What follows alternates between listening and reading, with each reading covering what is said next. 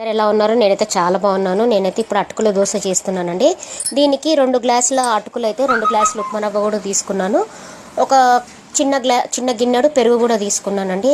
ఇవి అటుకులు బాగా కడిగేసి దాంట్లో ఉప్మా రవ్వ వేసి కొన్ని వాటర్ వేసి అయితే నానబెట్టేసాను. తర్వాత ఇది మిక్సీకి అయితే వేసుకున్నానండి. మిక్సీకి వేసుకునేటప్పుడు కొంచెం వాటర్ అయితే ఖచ్చితంగా వేసుకోవాలి.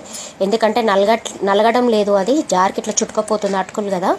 సో నేనైతే వాటర్ వేసి అయితే మంచిగా రుబ్బుకున్నానండి. దాంట్లో కొంచెం సాల్ట్ వేసేసి మంచిగా దోశ పెంక పెట్టేసి కొంచెం హై ఫ్లేమ్లో పెట్టి తర్వాత మీడియం ఫ్లేమ్లోనే పెట్టానండి.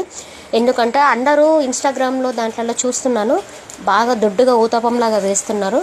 నాకైతే అది మంచిగా అనిపించలేదు. సో నేను కొంచెం మీడియం ఫ్లేమ్లో పెట్టేసి పల్చగా మనం ఎట్లా దోశ వేసుకుంటామో అట్లనే వేసానండి. చాలా బాగా వచ్చాయి. ఎందుకంటే మీరు కూడా ఒకసారి ట్రై చేయండి. ఎందుకంటే ఆ లావుగా ఎందుకో నాకు మంచిగా అనిపించలేదు.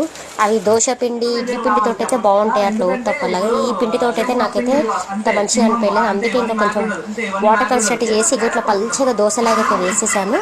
బాగానే ఉందండి. ఇన్స్టెంట్ అటుకుల దోశ కదా, బాగానే ఉంది. ఎందుకంటే మనం ఆ దోశలు వేరు, ఈ దోశల టేస్ట్ వేరు. దీనికి నేను టమాటో పుదీనా పచ్చడి అయితే చేసుకున్నాను. కొంచెం మామిడికాయ తొక్కు కూడా పెట్టుకున్నానండి దీని పక్కకి టేస్ట్గా. కానీ చాలా బాగుంది. ఈసారి మీరు కూడా ట్రై చేయండి. కొంచెం